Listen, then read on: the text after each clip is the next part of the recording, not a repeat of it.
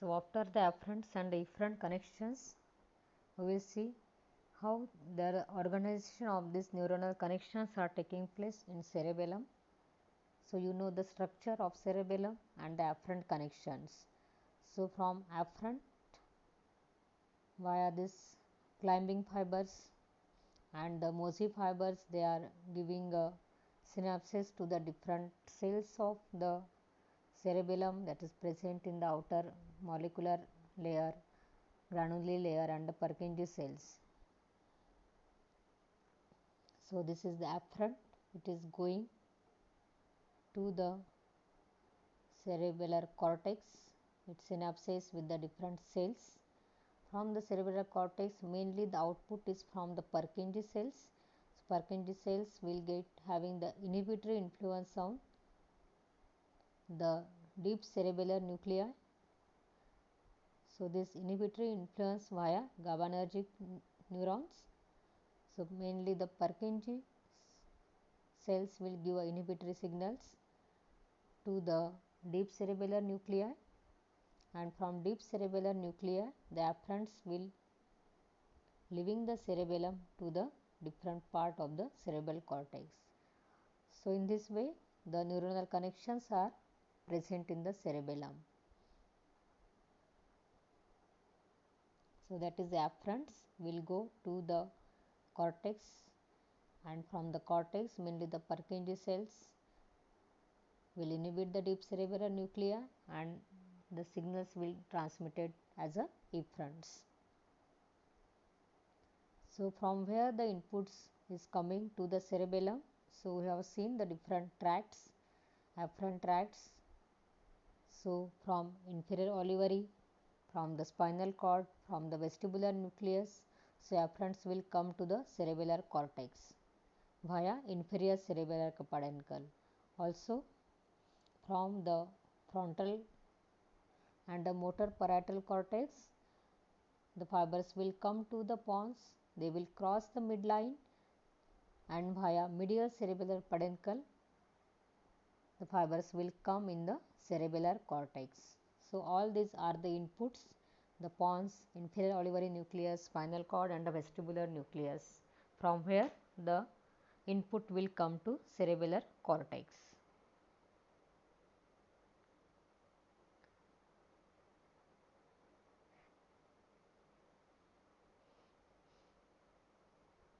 Now, all input signals that enter the cerebellum end in the deep cerebellar nuclei, and from the deep cerebellar nuclei the output signals leaves the cerebellum. So, the afferents will come to the cerebellar cortex as a cerebellum, spinocerebellum and the vestibulocerebellum. So, all these afferents will come to deep cerebellar nuclei because Purkinje cells is having the influence on deep cerebellar nuclei, which is the inhibitory influence. So, the fibers mainly the cerebrocerebellum will come to the dentate nucleus, this come to the dentate nucleus.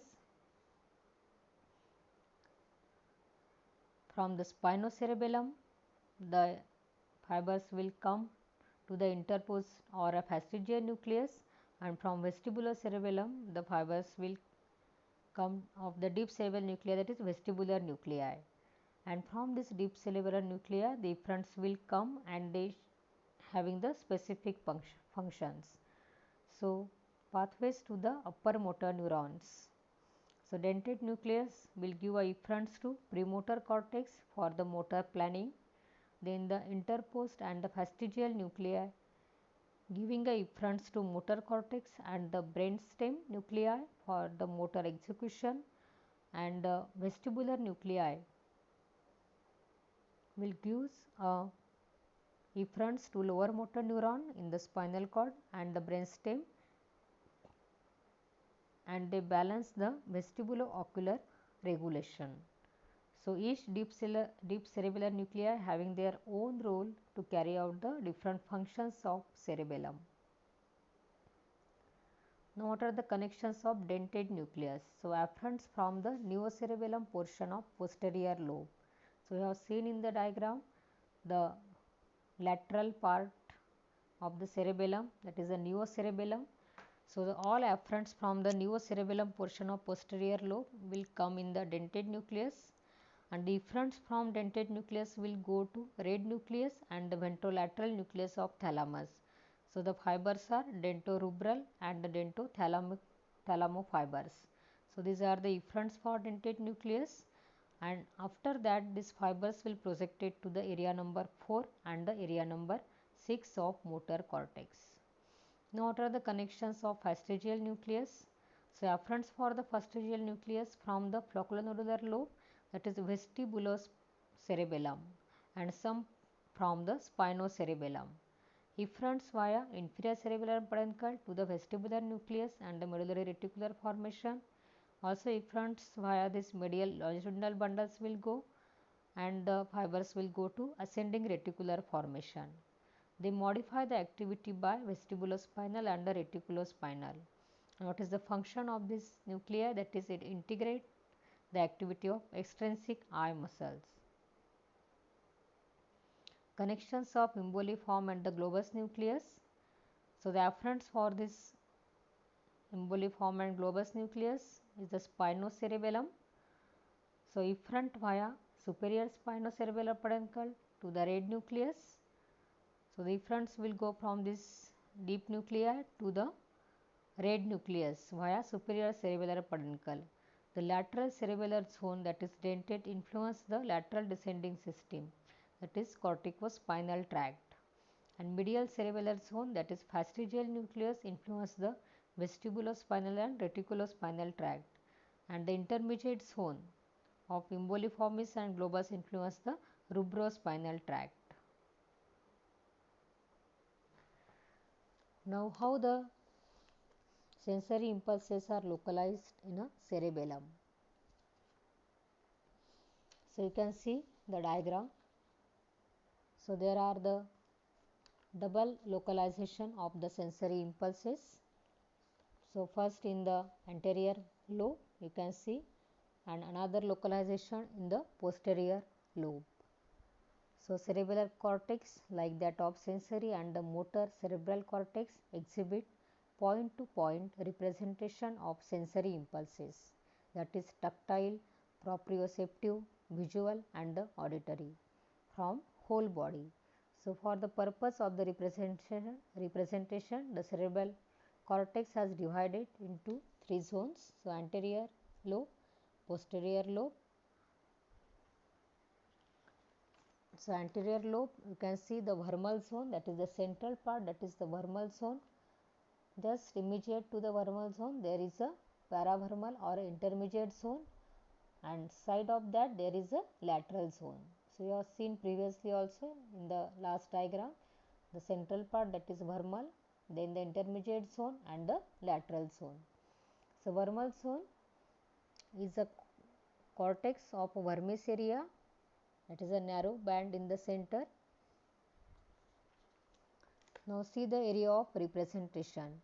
So there is a double representation on the superior surface, that is in the anterior area, and on the inferior surface, that is the posterior area. So anterior area includes the entire anterior lobe and the lobulus simplex. In anterior area the body representation. So this is the anterior area here, and this is the posterior area.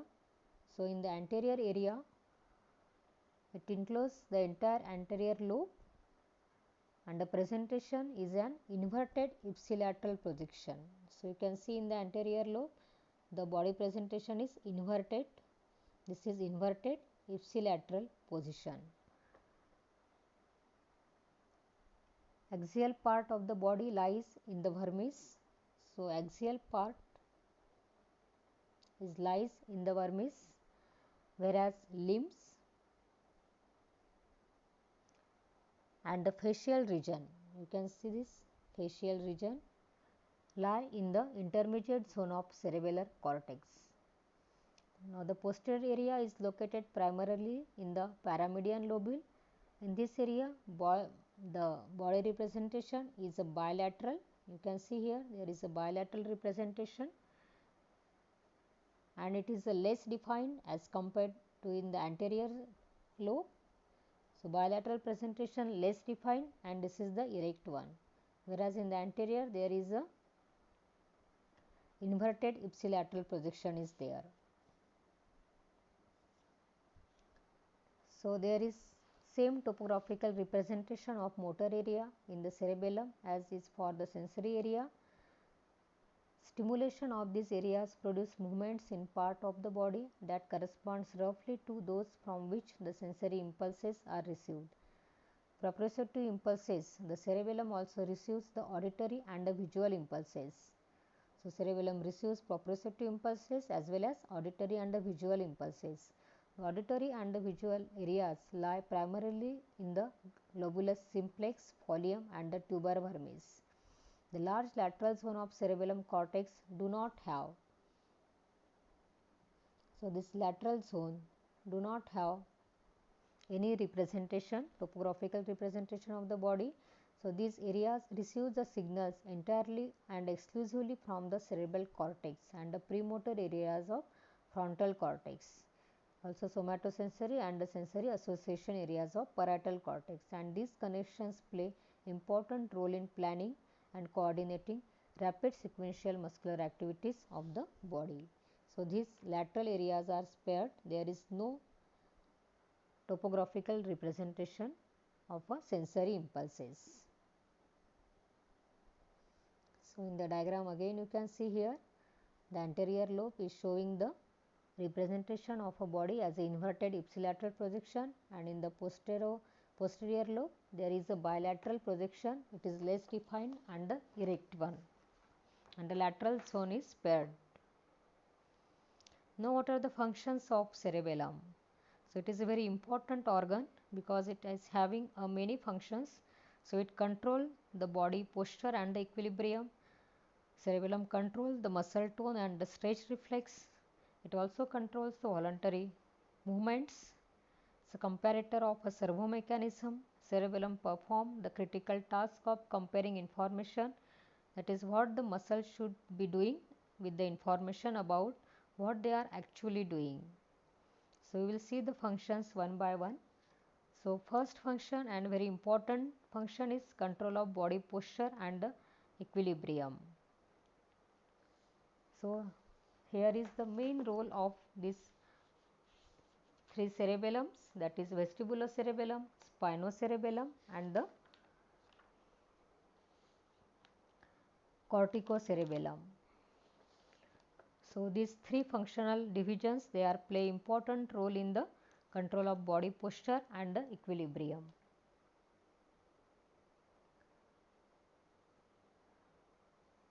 So the vestibulocerebellum, which includes the flocculonodular lobe as its principal component and the nucleus fastigiae, that is the effector nucleus, and the vermal region of the cerebellum are concerned with the control of body posture and the equilibrium. So afferents to this vestibulocerebellum is a vestibulocerebellar tract which carry input from the vestibular nuclei, which convey afferents from the macula of saculi and utricle for the static equilibrium, and from the ampullary crest of semicircular duct for the kinetic equilibrium. So vestibulocerebellar tract will carries the information from the vestibular apparatus to the cerebellum. So in the vestibular apparatus we have a receptors, that is the saculi, utricle and the ampullary crest, from where the fibers will come to the cerebellum with the information. Then the second tract is important in the vestibulocerebellum is a spinocerebellar and the cuneocerebellar tract. So they carry a feedback about tone of the muscle or position of the limb in the space. Also a reticulocerebellar tract, it brings a feedback about the activities of extrapyramidal tracts. So the efferents are the flocculonodular lobe and the fastigial nuclei project output fibers through the inferior peduncle to the vestibular and the reticular nuclei of brainstem. The vermal cerebellum sends back the information to the spinal cord. So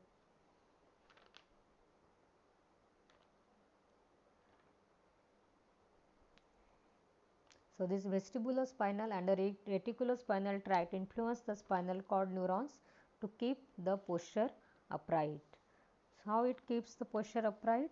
The efferents from the cerebellum influence the spinal motor neurons, and also through the vestibulospinal and the reticulospinal they regulate the position of the eyes in relation to movement of the head by connecting motor nuclei of the extraocular muscles, that is third, fourth and the sixth cranial nerves via medial longitudinal fasciculars.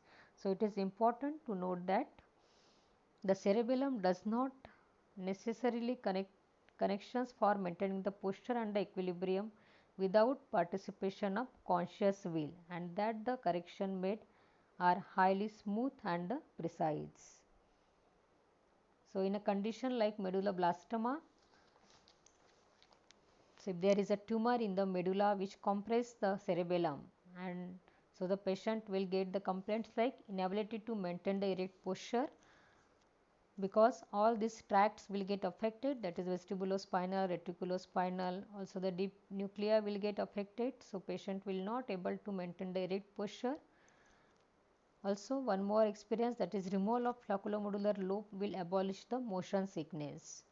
So from this you can learn that this vestibulocerebellum is helpful to maintain the body posture and equilibrium. Now cerebellum is also having the function for the control of muscle tone and the stretch reflex. So cerebellum includes the entire anterior lobe, that is spinocerebellum, except the lingula and some part of posterior lobe is its principal component, that is the spinocerebellum. The afferents are the spinocerebellum, the cuneocerebellum and the olivocerebellum. The efferents are via fasciculobulbar, the cerebelloreticular, cerebello-olivary tracts, alpha and the gamma motor neurons. Cerebellum forms the important site of linkage of alpha and gamma system of the motor neuron, and that is why it is help to maintain the muscle tone and the stretch. So the afferents mainly the spinocerebellum, cuneocerebellum and the olivocerebellar tract that carries the proprioceptive and the tactile impulse from the limb, trunk, neck and the other part of the body. So this gives a feedback about the tone of the muscle or a position of a limb and the body. So spinocerebellum receives auditory and the visual impulses through the tectocerebellar tract. So the efferents via fastigial nucleus, emboliformis and the globusus fibers. From this nuclei, they passes the different tracts, that is fasciculobulbar tract, the cerebelloreticular tract, cerebello-olivary tract, and finally they give a influence or they rely on the alpha and the gamma motor neurons through the reticulospinal and the olivospinal tract. So this spinocerebellum regulates the posture reflexes by modifying muscle tone. It facilitates the gamma motor neuron in the spinal cord via cerebello-vestibulospinal and the cerebello-reticulospinal tract. The gamma motor neuron reflexly modify the activity of alpha motor neuron and thus regulate the muscle tone. So that is why cerebellum is an important site of linkage of alpha and the gamma system for muscle tone. So temporary suppression of anterior lobe activity by the surface cooling abolish the discharge from gamma neurons and result in hypotonia, and there is a disturbance of the posture, and this discharge can be reappear by the warming. Now the third important function of cerebellum is control of movement. So cerebellum is not able to initiate any motor activity, but coordinate the movements initiated by motor cortex. Therefore, lesion of cerebellum are associated not with paralysis, but with the disturbance in smoothness of movements. So, control of movement by the cerebellum includes the regulation of time, rate, range, that is the extent of the movements, force and direction of muscular activity. So, control of voluntary movements involves coordination of activity of muscles concerned in voluntary movement which can be classified. So, for any voluntary movements, we have agonist muscles whose contraction is essentially responsible for the movement of the part. Also, we have antagonist muscle who oppose the prime movers, then the synergistic muscles to assist the prime movers and reduce the unnecessary involvement to the minimum, and we have a fixation muscles, so whose contraction causes the fixation of neighboring joints and maintain the limb or body in a position.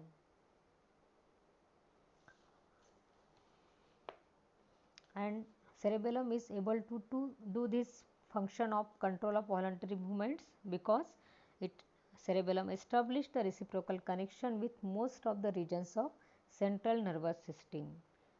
So, in the diagram you can see there are the different tracts, afferents and efferents going via this inferior cerebellar peduncle. Here you can see the vestibulospinal tract, reticulospinal tract, dorsal spinal tract are going in the cerebellum. Then we have a medial cerebellar peduncle, you can see.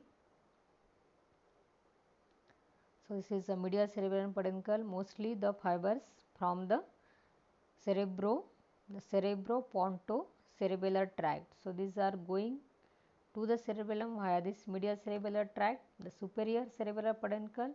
So, most of the efferents are going to the red nucleus and the thalamus. So, here you can see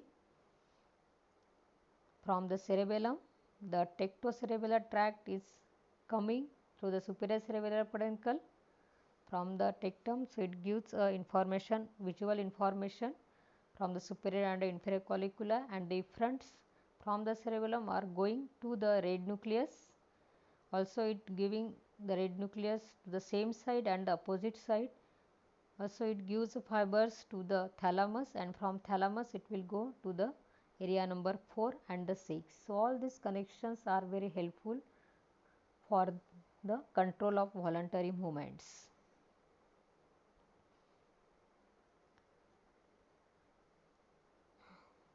Cerebellum is also help in controlling the involuntary movements. So, involuntary movements are unconscious, automatic and the reflex one. So, afferents for these involuntary movements are again the proprioceptive kinesthetic inputs via inferior olivary and olivocerebellar fibers form the excitatory climbing fiber inputs. The extrapyramidal impulses from the motor cortex, basal ganglia and the reticular formation are transmitted to the cerebellum via the corticopontocerebellar pathway. The cerebellum integrates these impulses and provide the feedback impulse from the deep cerebellar nuclei to the motor cortex, basal ganglia and the reticular formation, and that correct the error in the involuntary movements. Now, we will see detail how the cerebellum controls the voluntary movements. So, cerebellum guide and control all the voluntary movements. So, here is the role of corticocerebellum, that is the posterior lobe of the cerebellum except the pyramis and the uvula. So, corticocerebellum with the dentate nucleus. So, dentate nucleus is the effector nucleus. It take part in the smooth performance of a highly skilled voluntary movements.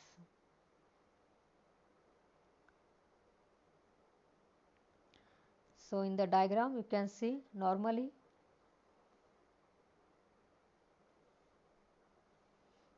from the primary motor cortex to the corticospinal tract, the fibers are coming from the motor cortex and it gives a signal to the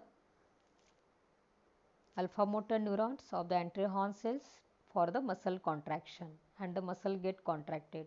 But when it is descending through the brainstem and pons and the medulla, it also gives a collaterals to the cerebellar nuclei.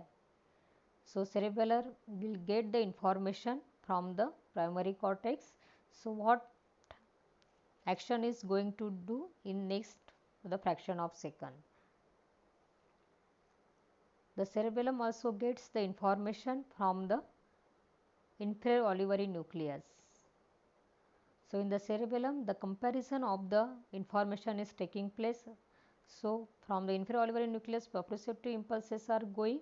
So they will giving the information about, so what is the position of the body, in which direction the body is going to move.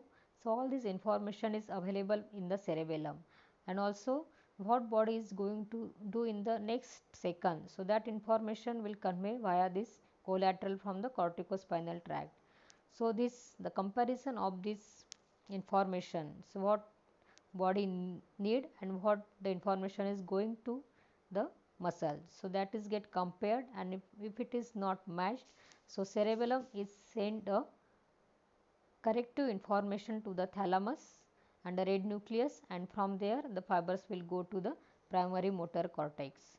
So the cerebellum here is predicted the change, and they discharge the correct information to the motor cortex.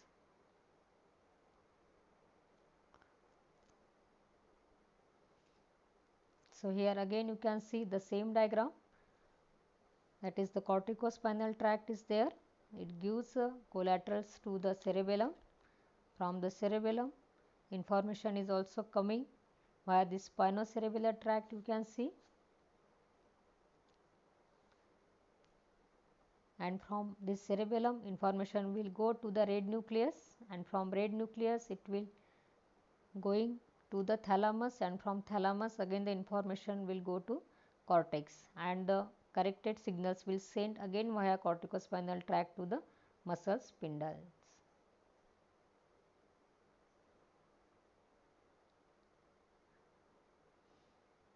So how this voluntary movements, the control of voluntary movements is taking place.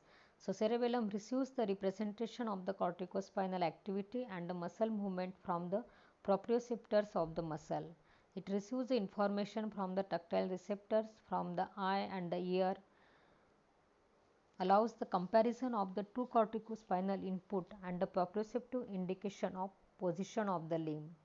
So it is taking place via the open and the closed feedback loop. So the open feedback loop, also known as a cerebro-cerebello-cerebral connection or afferent-efferent circuit, consists of the cerebro-pontocerebellar tract. So here you can see this is the open circuit which is helpful for the control of voluntary movements. So main important tract important here is the cerebro-pontocerebellar tract. So the information from cerebral cortex is via pontine nucleus, it is going to the cerebral cortex. So these areas, from the association areas of the cerebral cortex, the fibers will come and proceed to ipsilateral pontine nuclei. So the fibers are going to the ipsilateral pontine nuclei, and pontocerebellar fibers from the pontine nuclei pass through the medial cerebellar peduncle on the opposite side of cerebellum and terminate in the cerebellar cortex of hemisphere. Thus whole pathway is called as cerebro-pontocerebellar tract. So this is the cerebro-pontocerebellar tract. This part of cerebellum does not receive significant proprioceptive input from the spinal cord. Cerebellar cortex in turn connected to the effector nucleus of dentate nucleus. So it is connected with the dentate nucleus.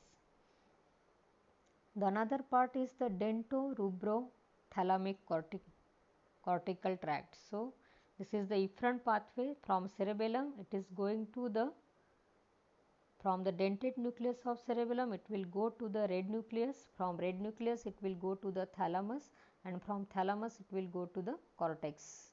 So this is the dentorubro-thalamic tract. So dentorubro-thalamic rubral fiber starts from dentate nucleus, pass via superior cerebellar peduncle to end in the red nucleus of the opposite side. From the red nucleus it go through the thalamus, and from thalamus it go to the 4 and 6 of a motor cortex of cerebrum. So what is the function of this tract? That is the cerebro-pontocerebellar tract and the dentorubro-thalamocortical tract. So both these tracts modulate the motor command of pyramidal tract with the programming of the movements.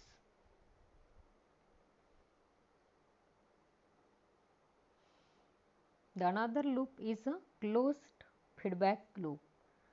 So in a closed feedback loop, it is formed by the fibers from cerebral motor cortex to the paravermal cerebellum and to the cerebral motor cortex again. So afferent limb for this feedback loop is collateral of corticospinal tract, which influence the contralateral lower motor neuron of the spinal cord.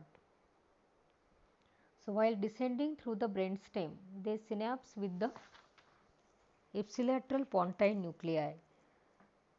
So corticospinal tract which are coming from the cortex, so they are giving a ipsilateral fibers to the pontine nuclei.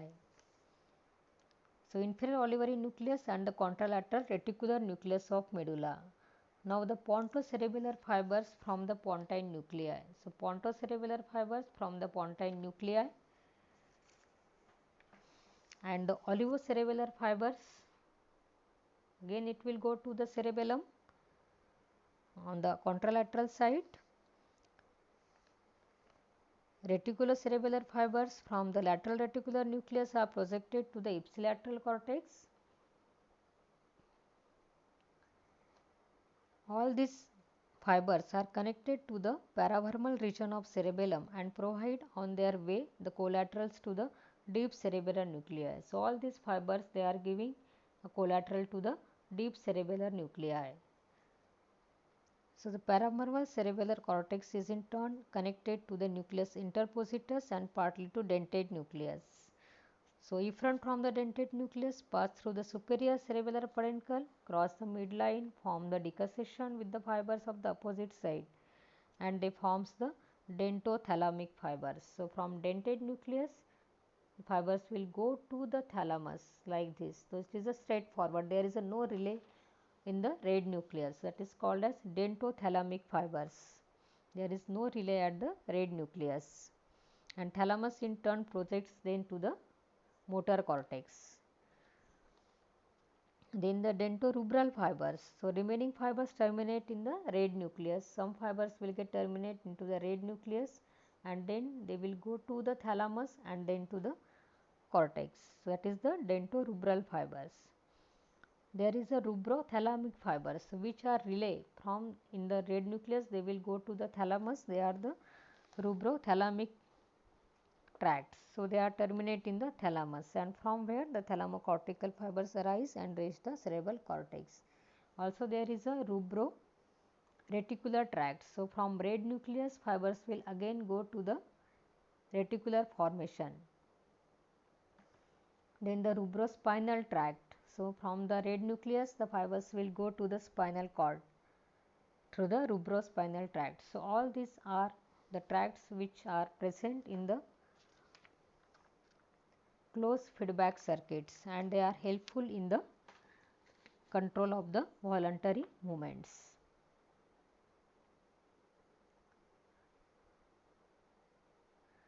So what is the mechanism? How this cerebellum controls voluntary movements? So it carries the following actions, that is comparator functions, then the damping functions, also they help the timing and programming the movements, and predicting the events. So by all this they help control the mechanisms. So if there is, you have seen the pathway now.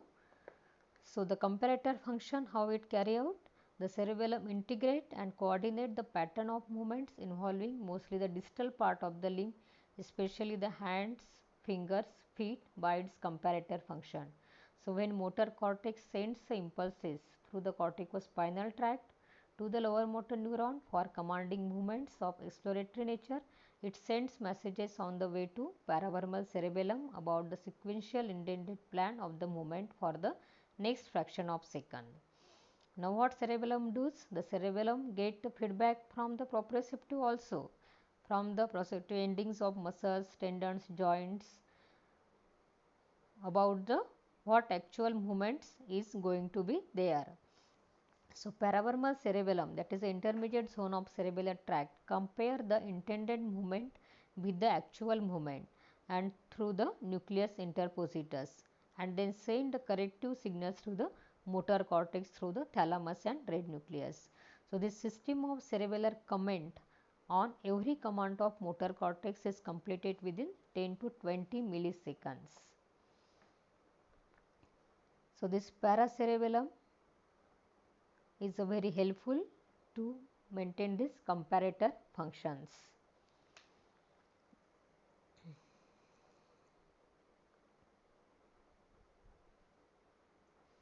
So here you can see the comparator servo mechanism.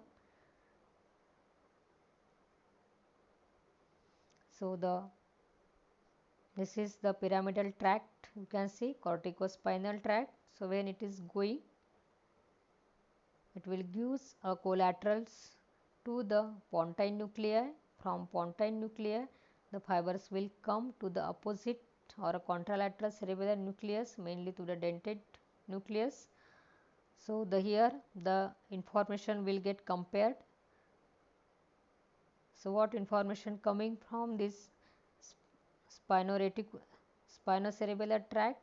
So it is get compared the information of spinoreticular and the cerebropontine tract, and the corrected signals will send to the thalamus, to the red nucleus, and then to the cortex, and the corrective information will again send to the via corticospinal tract to the ventral horn cell of the spinal cord, and then it will gives a proper signal to the skeletal muscle to do the action.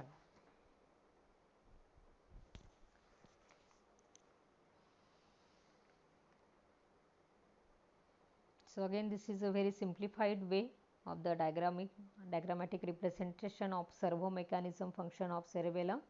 So here is the motor cortex. You can see the corticospinal tract going to the lower motor neurons of the spinal cord and supplying the muscle. So here the tract is going giving a collateral to the cerebellum. So and cerebellum is also receiving the information from the as a proprioceptive information from the spinocerebellar tract. So comparison of the information is taking place in the cerebellum, and corrective information will send via the thalamic and the red nucleus to the motor cortex, and the changes will take place in the corticospinal tract.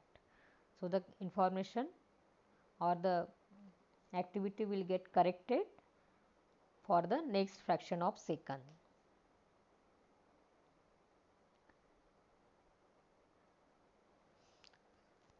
So there is a double decussation is taking place here, the superior cerebellar peduncle and the pyramidal tract. So each cerebellar hemisphere controls the voluntary movement on its own side of the body because of the double decussation.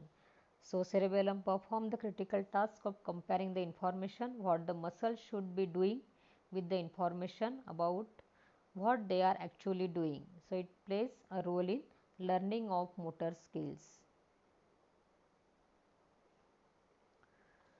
Now how the damping of the action is taking place. So by its comparator action, the cerebellum provides smooth coordinated movement of agonist and antagonist muscle of the limb for the performance and the acute purposeful pattern movements. All the movements are pendular and have a tendency to overshoot. The corticocerebellum send impulses to the cerebral cortex to discharge the appropriate signals to the muscle so that any extra or exaggeration of muscular activity does not occur and thus prevent the overshooting. So in this way the movement becomes smooth and accurate. This action of corticocerebellum is called as damping action. Now how the timing and programming of the movement is taking place. So when the perfection of the movement is fully assured, the planning of the sequence of movement and the timing of the learned movements is then maintained from the association cortex to the motor cortex through the lateral zone of cerebellar cortex. So we have seen previously the lateral zone is totally spared for this planning and action of the movements. So the lateral part of the cerebellar hemisphere communicate with the premotor and the sensory portion of cerebral cortex, and there is two-way communication between these areas.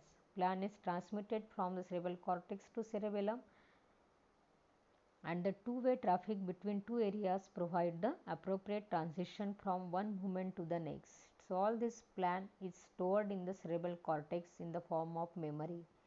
So after the learning process is over, these activities are executed easily and smoothly in sequence. Now what is the timing function? So again the lateral cerebellar hemisphere also provide the appropriate timing for each movement, without which succeeding movement may be far early or too late. Now what is preceding events? So cerebellum play a role in preceding events, that is rate of progression of auditory and visual phenomena.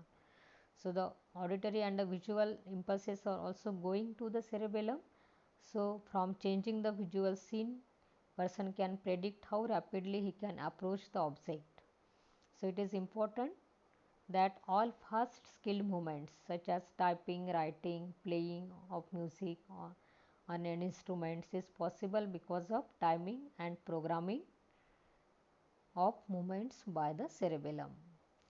Also cerebellum helps in the ballistic movements, the rapid alternative movement which takes place in a different part of the body while doing any skilled work like dancing or a ballistic movement. So this cerebellum coordinates the action of agonist and antagonist muscle when they are occur rhythmically. These explains are under the revertebrating circuit. So here is the role of reverberating circuits which helpful the continuous contraction of the agonist and antagonist muscles via the acting of the set of muscles. It also influences the autonomic functions. So it is postulated that the cerebellum may influence the autonomic functions. So electrical stimulation of paleocerebellar cortex produce the respiratory, cardiovascular, pupillary and urinary bladder responses. Or when the anterior lobe is stimulated, its response is a sympathetic in nature. Or a stimulation of a tonsil, the response is the predominantly parasympathetic. So because of these things, cerebellum influence the autonomic system is probably mediated through the hypothalamus and the reticular formation.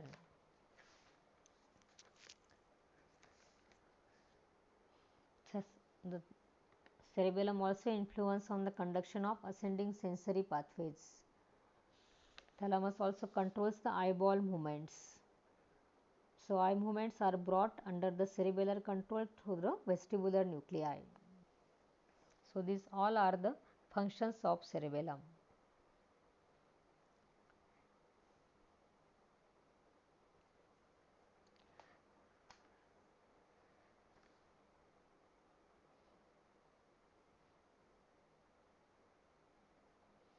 So for planning and the timing of the movement, lateral cerebellum or lateral hemisphere of the cerebellum is very much important. The functions of the other parts of the like pyramis, uvula and the paraflocculus. So to summarize the functions of cerebellum, so pyramis is the concern with the movement of eyeball, the judgment of a distance, its stimulation causes the upward eye movement to the ipsilateral side. Uvula, it has a vestibular function, removal in the animals produces the disturbance of equilibrium. So you remove the uvula, so the disturbances in the equilibrium will take place. Then the paraflocculus is highly developed in aquatic diving animals and it has important role in extensive reflex adjustment necessary for diving. Now we will see the cerebellar lesion. So common cause of cerebellar damage is vascular occlusion, that is thrombosis of the artery supplying the cerebellum, or any tumor, that is the medulloblastoma, or any injuries. So general features we will see, that is lesion of the vermis produce the dysfunction on both the sides, while lesion of cerebellar hemisphere produce the ipsilateral dysfunction. Cerebellar cortex lesion produce the abnormalities of movements which gradually disappears on compensation occurs. Lesion of deep cerebellar nuclei produce generalized defects and abnormalities which persist. So what are the signs we will get in the cerebellar dysfunctions? So important one is the atonia or a hypotonia. So there is a disturbances of posture, attitude will get changed. So hypotonia refers to the reduction and the atonia is a loss of tone in the muscle. It occurs due to reduction of the facilitatory neocerebellar output to the descending inhibitory reticular formation. So, attitude is changed in the cerebellar region. So, rotation of the face towards the opposite side, that is the face will be pulled by the healthy muscle. So, we will get the rotation of face to the opposite side. Then the lowering of the shoulder on the affected side, outward rotation and the abduction of a leg on involved side. Trunk is bent with a concavity towards the affected side. Because of this, the weight of the body is thrown on the unaffected side. Deviation movements, the arm, if patient is asked to hold the arm out in front of the body, so it deviates laterally when the eyes are closed. In bilateral region, both the arms will get deviate. What is the effect on deep tendon reflexes? The deep tendon reflexes become weak and pendular. So, pendular nature, in which after the initial reflex responses the leg shakes several to and fro movements before it comes to rest. That is the pendular jerk you will get in cerebellar region, and it is occur due to the hypotonia of quadriceps muscles. There is a disturbances of the equilibrium also.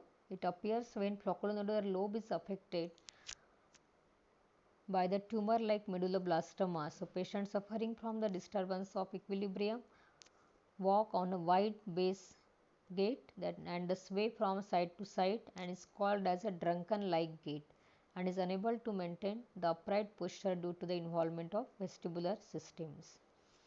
Disturbances in the voluntary movements. So, patient will get the ataxia. Lack of coordination of a movement is the hallmark of cerebellar disorders, and it characterized by decomposition of movements. That is, the movements seem to occur in the stages at a different joints. Suppose patient asks to hold the glass of water at a distant place. So, we will see the movements is, we will find that the movement is not smooth. So, the decomposition of the movement will taking place. So, initially the shoulder will move, and then the elbow will move, then the wrist will move, and then the fingers, and then he will try to hold the glass. So, that is called as a decomposition of movement. Then asynergia, the lack of coordination between the protagonistic, synergistic and antagonist muscle. Also, patient will get the dysmetria, movement are incorrect in range, direction and the force, the movement may overshoot intended marks, hypermetria or fall short of it, that is hypometria. Patient will get the intention tremors. So, intention tremors is due to it is the purposeful movements and diminished or disappears with the rest. So, these tremors become more marked as the hand approaches the object and are observed at the end of movements and are coarse, oscillating to and fro and rhythmic. These are significantly observed when the efferent pathway of the superior cerebellar peduncle are involved. Patient may also develop the nystagmus. It is a regular and a rhythmic to and fro involuntary oscillatory movements of the eye occurring due to incoordination of extraocular muscles. Cerebellar nystagmus occurs during the damage to flocculonodular lobe, and they are occurs at rest. Dysarthria or a scanning speech occur due to incoordination of various muscles and the structures involved in the speech. The speech is slurred, prolonged and explosive with pauses at wrong places. What clinical test you will do for the cerebellar dysfunction? So, clinically cerebellar dysfunction can be demonstrated by the finger nose test. So, this is the finger nose test. The patient has great difficulty in promptly bringing the finger of overstretched arm to touch the tip of his nose.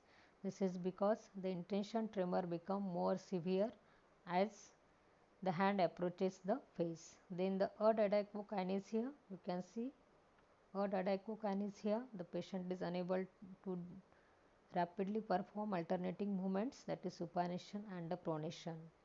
Rebound phenomena, when the patient attempt to do the movement against resistance the resistance is suddenly removed, the limb moves forcibly in the direction towards which the effect was made. This is called as rebound phenomena. It is due to the absence of braking action of antagonistic muscles. Then the gait test. So patient is asked to walk on a straight line. He is unable to do so even with the open eyes. It is called as a tandem walking. So he will follow the zigzag path. Fast pointing, the movement goes beyond the intention tremors. This is called as a overshooting and a manifestation of dysmetria.